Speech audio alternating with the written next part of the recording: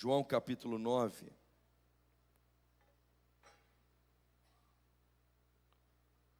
João capítulo 9. Vamos ler esses primeiros versículos. Vai aparecer aqui no telão também para você.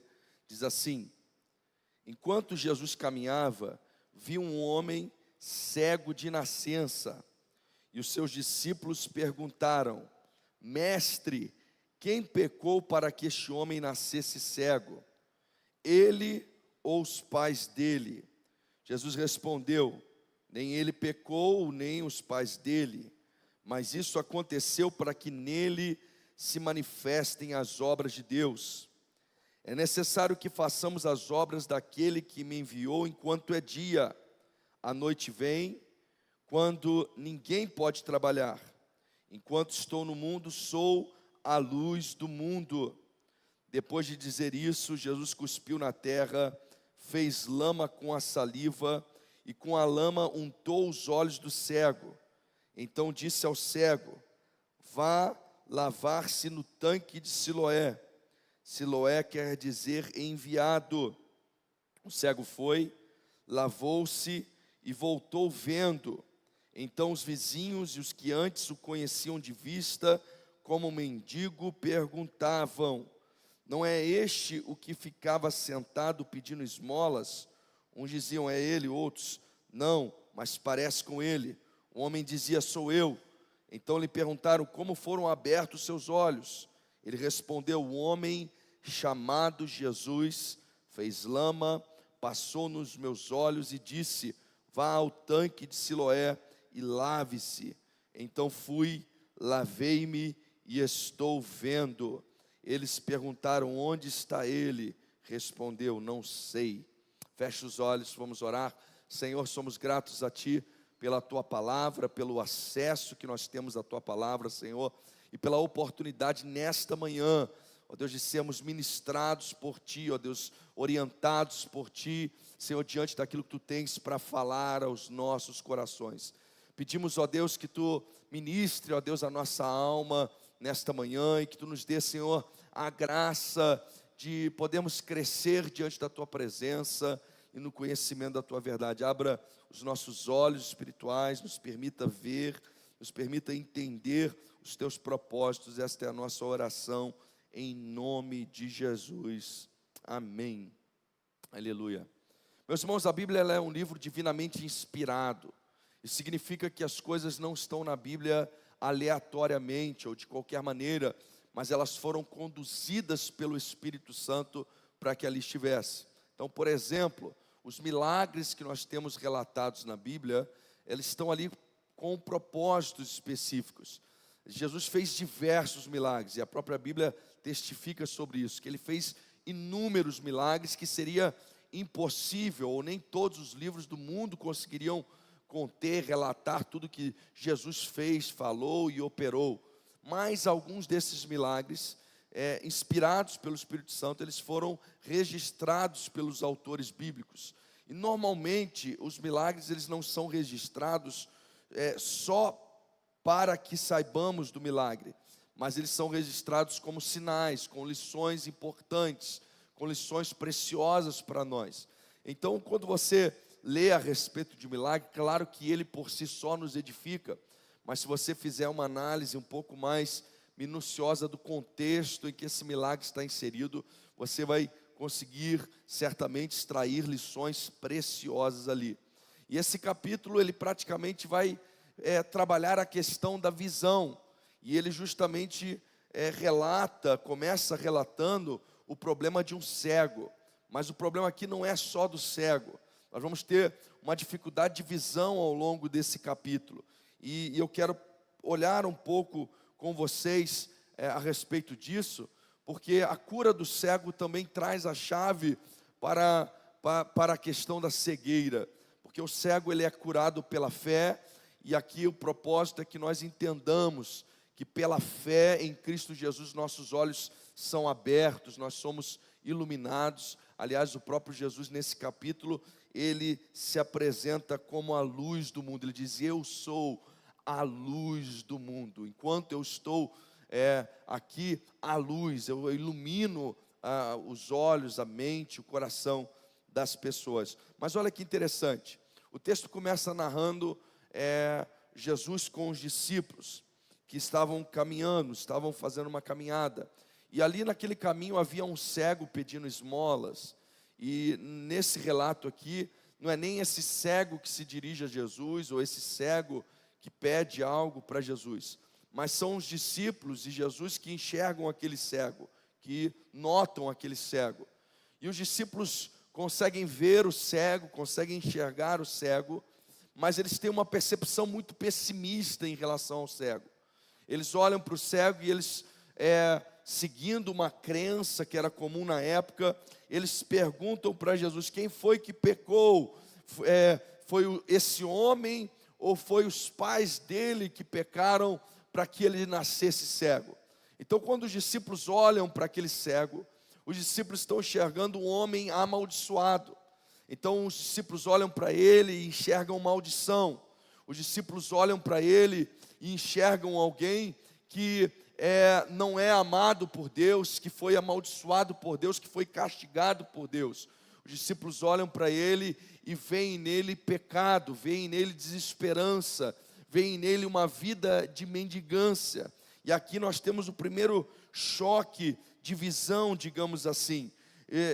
Os discípulos enxergam aquele cego desta maneira, mas Jesus enxerga esse cego diferente. Naquilo que os discípulos enxergam maldição, Jesus enxerga a oportunidade de glorificar o seu nome na vida daquele cego. Naquilo que os discípulos enxergam pecado, Jesus enxerga uma oportunidade de salvação.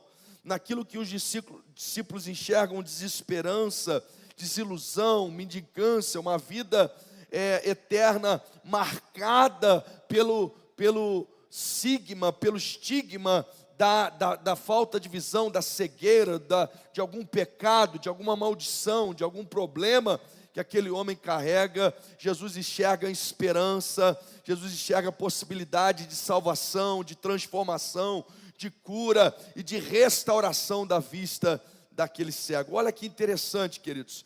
Esses discípulos representam também a gente. Quantas vezes nós olhamos para as pessoas e nós colocamos rótulos nas pessoas? Quantas vezes olhamos para situações e nós colocamos ali uma sentença, um julgo, uma situação difícil, uma situação adversa, e nós simplesmente acabamos taxando aquelas circunstâncias ou classificando aquela realidade como uma realidade que não tem esperança, que não tem solução, que não tem saída, que não tem cura, que é uma maldição, que é um problema, que é uma dificuldade. E nós fazemos isso tão comumente, que fazemos isso às vezes em relação a outras pessoas, fazemos isso em relação àqueles que estão à nossa volta, fazemos isso em relação a familiares nossos, fazemos isso em relação a nós mesmos, e nós olhamos, e nós conhecemos às vezes aquela pessoa, quantas vezes ela errou, quantas vezes tentou se ajudar, e ela não mudou, e ela continua daquele mesmo jeito, e nós olhamos como os discípulos olharam para aquele cego, um homem amaldiçoado, um homem fadado à mendigância, um homem que vai ficar assim o resto da sua vida, um homem que está colhendo fruto dos seus erros, do seu pecado, da sua maldição.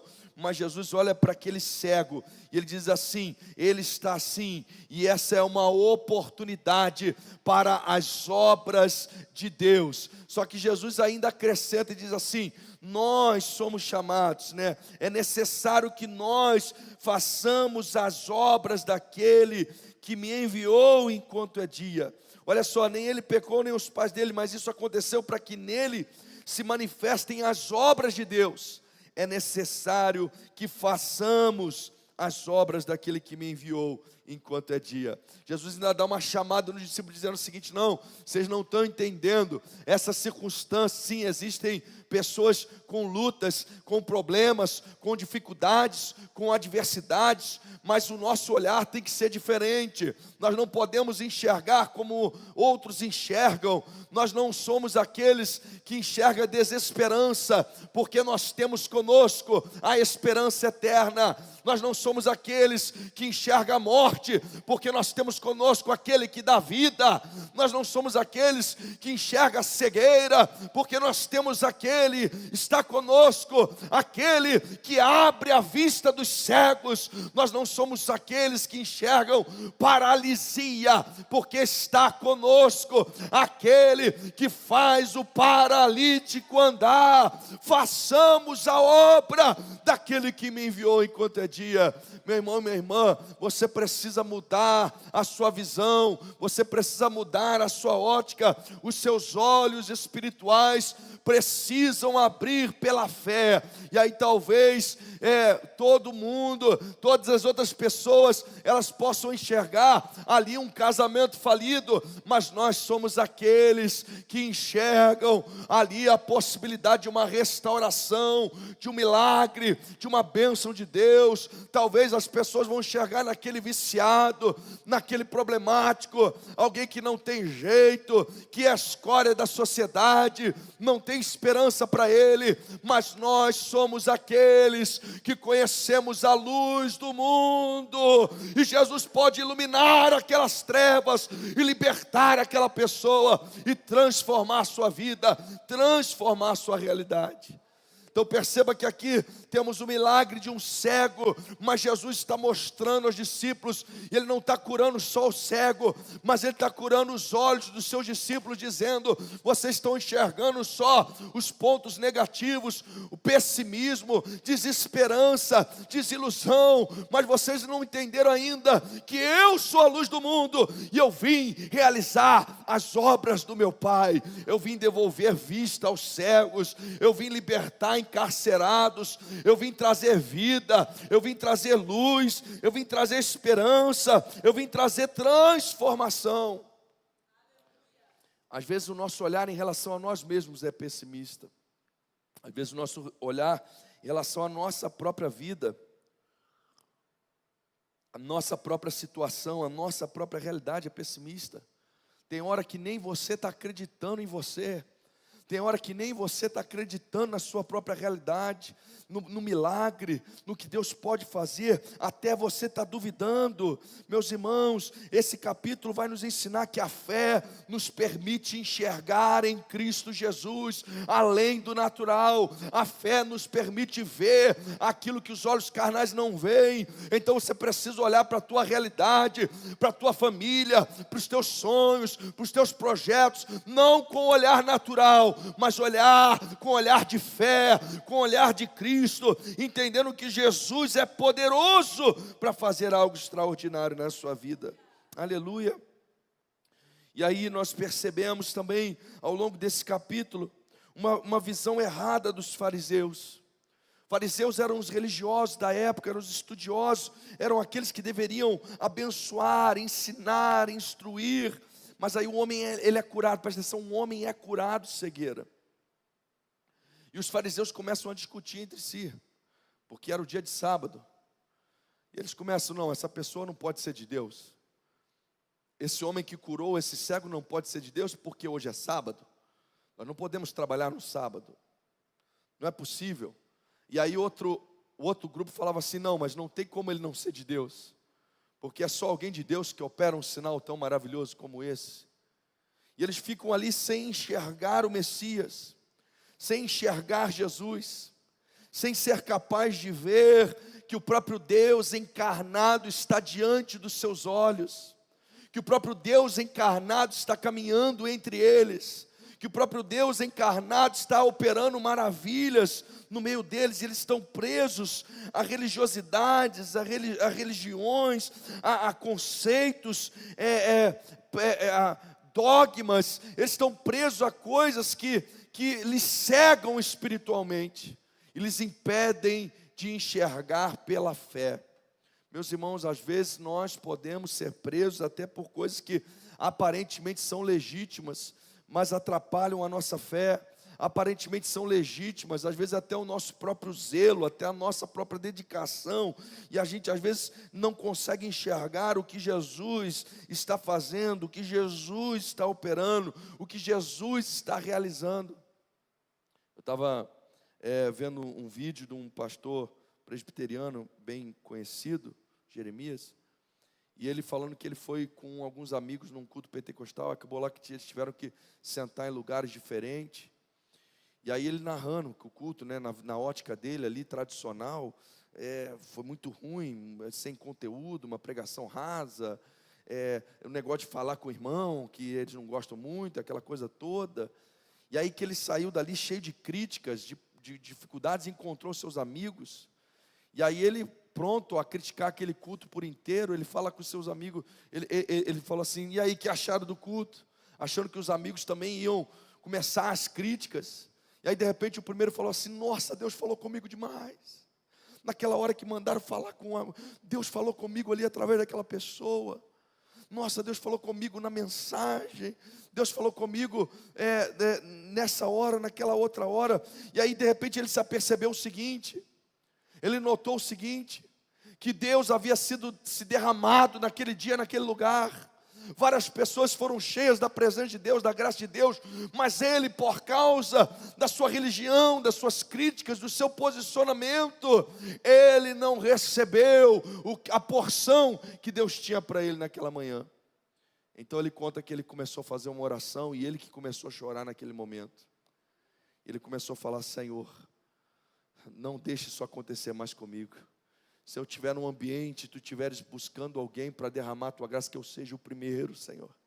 Que eu seja o primeiro a ouvir, a ver, a contemplar, a receber. Meus irmãos, preste atenção, às vezes a gente até se torna o crente tão profissional, que a gente já conhece os detalhes, que a gente já critica a cadeira, critica músico, por que está aqui embaixo o instrumento, por que tem aquele ferro lá em cima e tal. E a gente começa a criticar tanta coisa, se prender a tanta superficialidade, que às vezes Deus está presente no salão, Deus está presente no local, Deus está derramando graça, Deus está pronto para fazer milagre, e nós não recebemos, nós não ouvimos, nós não somos tocados, nós não somos abençoados, nós não somos edificados pelo Senhor, nós não somos capazes de ver. Esse texto aqui, esse capítulo está tratando de visão, e ele está mostrando que aqueles que tinham os melhores óculos da época, que aqueles que tinham os telescópio religioso da época, que aqueles que tinham o binóculo religioso da época, o microscópio religioso da época, aqueles que tinham todos os aparatos para enxergar, não conseguiram ver o Jesus, o Deus encarnado que caminhava entre eles. E pelo contrário, estavam no seu pseudo-zelo, impedindo pessoas de enxergar, tentando impedir pessoas de compreender e de ver. O que é pior ainda, o pior de não enxergar é que nós mesmos começamos a atrapalhar outras pessoas a ver. Nós começamos a envenenar outras pessoas com as nossas críticas, envenenar outras pessoas com os nossos comentários, com as nossas insatisfações, e aí nós começamos a atrapalhar outros de ver o que nós não estamos vendo mais. O verso 41 diz assim, Jesus respondeu, para se referindo aos fariseus, se vocês fossem cegos, não teriam pecado algum, mas porque agora dizem, nós vemos, o pecado de vocês permanece. Jesus está dizendo para eles o seguinte, olha, se vocês de fato fossem cegos, vocês não seriam culpados por causa disso. Pelo contrário, vocês seriam alvos da graça, alvos do evangelho, do alcance, mas vocês dizem enxergar, vocês acham que veem, não aceitam o fato de estarem cegos, e por causa disso o pecado de vocês permanece. E nesse texto, nós temos o milagre, que é o milagre desse cego de nascença.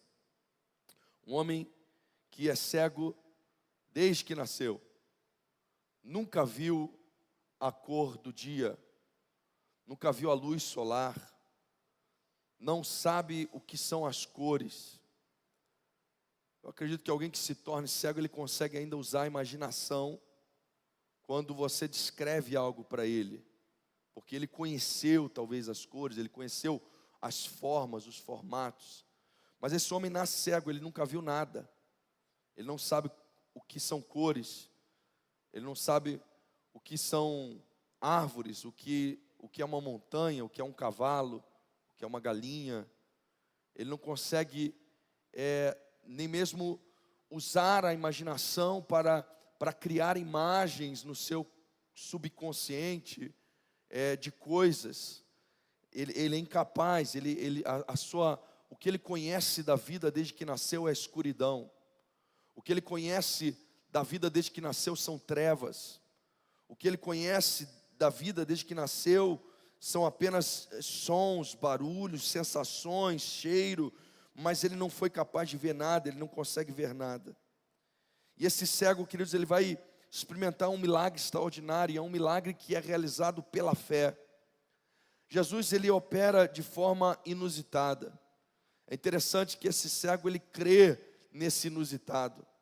Jesus poderia, como outros milagres, tocar nele e curar, ou simplesmente falar e ele ser curado, mas esse é um milagre mais inusitado, talvez, que a gente tem. Jesus cospe no chão, e ele faz um pouco de terra ali, de lodo, de barro, e ele pega aquilo e coloca nos olhos desse cego. E esse cego aqui, ele tem que crer no que Jesus está fazendo. Ele tem que crer nesse processo de cura que Deus está realizando. Meus irmãos, como é difícil para nós crer no que a gente não consegue entender ainda. Crer no que a gente não consegue explicar. Mas aqui, a proposta da fé, ela é justamente um passo além da razão absoluta, vamos dizer assim. Um passo além daquilo que a gente pode controlar, daquilo que é palpável, daquilo que a gente pode explicar. Entenda bem, a nossa fé cristã não é uma fé irracional, ela tem lógica, se você usar a lógica, você vai compreender a fé. Mas, no entanto, ela ainda assim exige que nós creiamos em coisas que humanamente são impossíveis, são intocáveis, são improváveis, que exigem a fé. Não tem como acreditar no Evangelho, nas suas colunas basilares, se você não usar a fé. Porque quando falamos de Evangelho, nós estamos falando de um nascimento virginal, de uma mulher que não tinha tido relação com homem algum, uma mulher virgem, que ela concebe do Espírito Santo. Quando falamos de Evangelho, falamos desse Deus se encarnando e virando homem, isso exige fé. Falamos desse Jesus morrendo na cruz, isso por nós, isso exige fé. Dele vencendo a morte, ressuscitando, isso exige fé. E é por isso que talvez o inimigo conspira tanto para que não tenhamos fé, para tentar decepcionar a nossa fé, desiludir a nossa fé, trazer questionamentos à nossa fé. Mas a fé, ela é essencial nesse processo. E aqui o texto nos mostra isso, porque Jesus faz algo totalmente inusitado. E ele unta os olhos daquele homem com cuspe e lama e terra. E talvez, até para nós parece nojento, até para nós parece uma coisa inusitada, como é que um homem vai? Mas não só isso. Ele diz para o homem o seguinte: agora você vai lavar os olhos, mas não em qualquer lugar. Você vai até um tanque chamado Siloé. E aí eu quero que você imagine a caminhada de fé desse cego. Esse cego não foi curado ainda. Esse cego encontrou Jesus, Jesus cuspiu na terra, fez barro, colocou nos olhos dele. Mas ele continua sem ver nada, ele continua sem enxergar. E esse homem tem que chegar até esse tanque. E você já deve imaginar como um cego se locomove. Ele precisa pedir ajuda para as pessoas. Ele precisa ir tateando pelo caminho. Ele precisa ir pegando informações. Eu preciso chegar no tanque Siloé, me ajuda. Eu estou indo na direção certa. Então esse homem não só creu naquele inusitado, daquele momento do que Jesus estava fazendo, mas ele inicia aqui uma jornada de fé. E ele começa a caminhar por fé. Mas olha que interessante, enquanto ele caminha por fé, ele ainda não enxerga. Enquanto ele está tendo essa jornada de fé até o tanque de Siloé, ele não é capaz de ver. Ele não consegue ver nada, ele não tem prova de nada, nada aconteceu ainda. Mas ele está crendo na palavra de Jesus que veio à sua vida. Meus irmãos, quantas promessas de Jesus para nós nos são dadas, e se nós olharmos para a nossa circunstância atual, não tem nada acontecendo. Se nós olharmos para a circunstância atual, os olhos ainda estão fechados. É barro, é lodo, parece que não faz nem sentido o processo pelo qual Jesus está nos fazendo passar.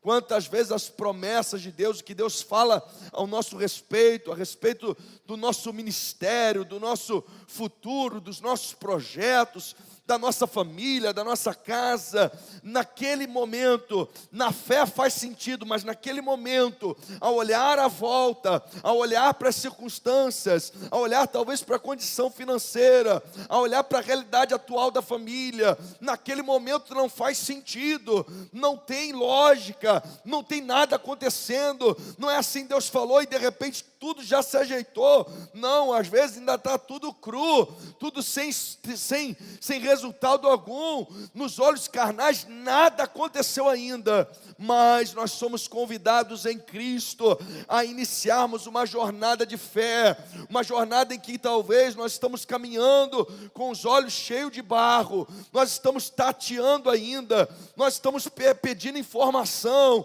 nós estamos perguntando, talvez até sendo mal compreendido pelas pessoas, talvez sendo até desprezado por aqueles que nós encontramos pelo caminho, mas nós seguimos a jornada de fé, não é baseado no que nós estamos vendo com os olhos naturais, mas é baseado na voz de Jesus, no que Jesus falou para nós, no que Jesus profetizou a nosso respeito e no que os nossos olhos espirituais podem enxergar. Os olhos carnais não estão vendo nada, mas os espirituais estão crendo de que o milagre vai acontecer, de que a resposta virá, de que o sobrenatural vai se manifestar. E aquele homem chega até aquele tanque, lava os seus olhos, e ele começa a ver, e ele passa a enxergar, e ele é curado completamente da sua cegueira. E esse tanque que Jesus o envia não é aleatório. O tanque de Siloé significa enviado. Preste atenção como há uma lição nesse capítulo. É Jesus dizendo o seguinte: eu sou o enviado, eu sou a luz do mundo. Eu sou aquele que fui enviado para trazer cura, para trazer transformação, para trazer libertação, para trazer resposta, para trazer saída, para trazer solução, para devolver vista aos cegos. Ele diz: eu vim para que aqueles que não veem passem a enxergar, e aqueles que talvez acham que veem, entendam que são cegos. Ele veio, queridos, para isso. E esse homem que vai até ali o tanque de Siloé, ele é curado, e depois ele passa a testemunhar. As pessoas encontram o encontro, falam: o que aconteceu? Como é que você está vendo? E ele fala: um homem chamado Jesus, eu encontrei um homem chamado Jesus. Ele é levado diante dos fariseus, ele não consegue fazer uma defesa teológica de quem é Jesus, presta atenção. Ele não consegue explicar muitos detalhes, mas ele tem um testemunho vivo. Ele tem um testemunho forte. Ele diz assim: o que eu sei é uma coisa, eu era cego e agora eu vejo. Meus irmãos, não é assim quando a gente se converte. Você não sabe fazer uma defesa teológica de Jesus, você não está preparado para responder perguntas difíceis teologicamente, mas você encontra as pessoas e você pode dizer o quê? Eu era uma pessoa infeliz, mas agora eu sou feliz. Eu era um viciado, mas agora eu sou liberto. A minha família era um caos, mas agora nós temos paz. Nós podemos testificar daquilo que nós experimentamos em Cristo Jesus. Presta atenção, meu irmão, minha irmã, não é exigido de você que você seja um defensor teológico de Cristo, mas que você seja sim uma testemunha do reino de Deus, que você conte, fale aquilo que Jesus tem feito na tua vida, aquilo que Jesus fez na sua vida, porque é isso que é exigido de nós. Nós somos as suas testemunhas. Nós falamos do que nós vemos, do que nós experimentamos, do que nós vivemos, do que é realidade para nós. As As pessoas não estão interessadas em um conhecimento apenas intelectual a respeito de Jesus. E às vezes a gente se concentra tanto nos argumentos intelectuais, mas não é isso que transforma a vida. As pessoas estão interessadas em ver na prática. O que elas querem saber é como que aquele casamento infeliz dela pode mudar, é como que aquela família que vive ali brigando pode ser transformada e se tornar uma família abençoada. O que as pessoas querem saber, queridos, é como aquela enfermidade que estão carregando pode ser curada. E nós somos aqueles que fomos chamados para manifestar a obra de Deus. Jesus, ele se manifesta como a luz do mundo aqui nesse capítulo. Ele diz: eu sou a luz do mundo.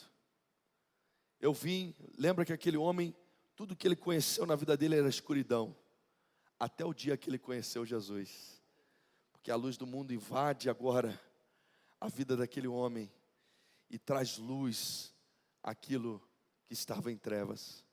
Meu irmão, minha irmã, o que Jesus quer que você enxergue nesta manhã, a palavra de Deus para você nesta manhã, é que você enxergue pela fé aquilo que os teus olhos talvez não enxergam ainda. É que você creia em Cristo Jesus. É a fé que nos permite ver, é a fé que nos permite enxergar. E ainda que o processo, ainda que a caminhada, ainda que a jornada que nós iniciamos de fé, ou talvez possamos até iniciar nesta manhã em relação a algum assunto, ainda que essa jornada, os olhos carnais não vejam nada, não enxergam nada, nós precisamos contemplar pela fé em Cristo Jesus, porque Jesus, Ele ilumina a nossa mente, Ele ilumina o nosso coração, Ele ilumina os nossos caminhos, Ele é a luz do mundo. Creia em Jesus e Ele vai iluminar a tua casa. Creia em Jesus e Ele vai iluminar a tua família. Creia em Jesus, Ele vai iluminar os teus planos, os teus projetos, as tuas finanças, tudo, todas as áreas da sua vida será iluminada, porque Cristo Jesus, Ele é a luz do mundo. Ele é a luz do mundo, e Ele é aquele que vem e cura a nossa cegueira. Eu não vim a este mundo para juízo, diz o verso 39, eu vim a este mundo para juízo, a fim de que os que não veem, vejam, e os que veem se tornem cegos. Esses que veem, que ele menciona aqui, são aqueles que acham que veem, né? Que não estão dispostos a ver de verdade. Mas todo aquele que é cego, Jesus veio para trazer visão. Jesus veio para trazer luz, para trazer entendimento, para trazer clareza.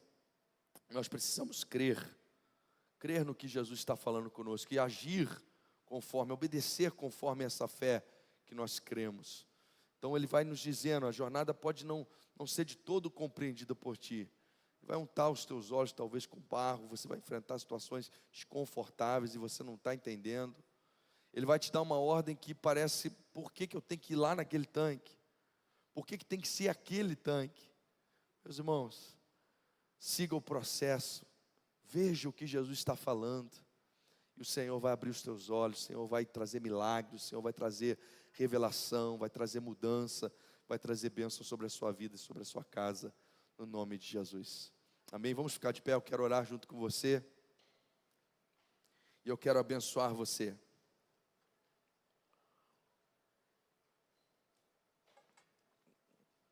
Preste atenção no que eu vou falar agora. O Natal, queridos, é uma data que é de celebração, de festa, de alegria. E ela era para ser a data que tudo tivesse redondo, né? A gente fala, está tudo redondo, que maravilha, nós vamos só festejar, né? Mas o Natal, ele faz as famílias se mexerem, faz talvez a gente quebrar a rotina, faz você ligar para quem não liga um tempão, tentar combinar algumas coisas, e aí começa também às vezes as confusões, não é assim? Começa os desentendimentos, começa o que quer fazer amigo secreto, o que não quer, né? Começa o que leva o chester, o pernil, o frango, o pato, o ganso, o pombo, e o outro que não leva nada, né? Só leva água, é assim? Vocês não têm família não é assim não, hein? Começa o que gosta da pasta no arroz, o que não gosta. Começa atritos, confusões. Eu estou brincando com essas coisas, mas a verdade é que às vezes começamos a ver algumas áreas, algumas realidades, algumas situações que não estão no ideal, não estão como a gente gostaria. Talvez você queria estar um pouco mais farto e você foi no mercado e ficou desesperado lá com o preço das coisas. Aí você não sabe como é que você vai fazer direito. Você queria estar com algum familiar, não pôde. Tem pessoas que estão perderam familiares. Às vezes é o primeiro Natal sem o pai, sem a mãe. Primeiro Natal sem aquele parente. O coração aperta. Então há várias áreas da nossa vida também que são mexidas nesse fim de ano. E ele acaba revelando algumas trevas que ainda existem. Trevas em relacionamentos, trevas em circunstâncias. Mas o Senhor Jesus, Ele é a luz do mundo. Ele é aquele que pode iluminar a sua vida, a sua casa, a sua família, suas finanças, seus sonhos, seus projetos, seu ministério, e fazer coisas extraordinárias. Eu quero orar junto com você nessa manhã. Gostaria que você fechasse seus olhos e que na medida que eu oro por você, que você apresentasse aí a tua situação, o teu problema, a tua dificuldade, a tua família, a tua casa, teu sonho, teu projeto. Talvez você esteja vivendo essa jornada de fé e você não está entendendo nada, você não viu nada. Talvez você tenha promessas, mas você olha hoje, parece que você está mais longe hoje do que estava no ano passado. E você não está entendendo esse barro nos olhos, você não está entendendo essa caminhada até Siloé, você não está compreendendo nada disso. Talvez você está numa fase como a dos fariseus. Você está criticando demais, você está reclamando demais. Você está vendo defeito em tudo, problema em tudo, dificuldade em tudo. E aí você acaba atrapalhando outros de se achegar e de ver Jesus, porque você está numa fase amarga da vida, numa fase difícil da vida, de crítica, de pessimismo, de reclamação. E o Senhor precisa te dar, colocar gratidão nos teus lábios, te fazer enxergar a sua bondade, sua graça, fazer com que os teus olhos abram em relação ao que Ele já tem feito, o que Ele tem operado, o que Ele tem realizado. Quero orar por você e abençoar você. Meu Deus, vai ser uma coisa que nós entendemos por meio desse capítulo, Senhor, é que sem a fé nós não conseguimos enxergar. Senhor, se for só no aspecto natural, a gente não vê nada, Senhor. A gente, pelo contrário, o que a gente vê são defeitos, falhas, dificuldades, lutas. Nós não somos capazes nem mesmo de reconhecer apenas no aspecto natural, no aspecto terreno, carnal. Nós só somos capazes de ver de fato, Senhor, se nós olharmos pela fé, se nós abrirmos os nossos olhos espirituais. Meu Deus, em nome de Jesus, eu quero te pedir nesta manhã, Senhor, que é uma manhã de fé, que é uma manhã, Senhor, onde estamos na Tua presença, na Tua casa. Talvez chegamos aqui cegos, talvez chegamos aqui achando que enxergamos, talvez chegamos aqui, Senhor, sem conseguir compreender plenamente, Senhor, o processo, o propósito, a jornada. Mas seja como for, ó Deus, nesta manhã, nós queremos, ó Pai, dar um passo de fé na Tua direção. Ó Deus, Senhor, e clamar, abra os nossos olhos, Senhor, nos permita ver, abra os nossos olhos, nos permita enxergar, abra os nossos olhos, Senhor, nos permita contemplar aquilo que Tu estás fazendo, realizando. Senhor, abra os nossos olhos e nos permita, Senhor, continuar a jornada ainda que não compreendamos. Abra os nossos olhos, ó Deus, e nos permita identificar a Tua presença, o Teu poder, a Tua graça. Abra os nossos olhos para que não olhemos para o próximo, para as circunstâncias com um olhar pessimista, com um olhar de derrota, mas que possamos ver como Tu vês, ó Cristo Jesus, enxergar aí a possibilidade da manifestação das obras de Deus, do milagre, da solução, da resposta, da bênção, Senhor. Eis-nos aqui, nos apresentamos diante do teu altar, Senhor, e pedimos, ó Deus, sopra, Senhor, sobre nós, e abra os nossos olhos para ver. Esse é o nosso pedido em nome de Jesus.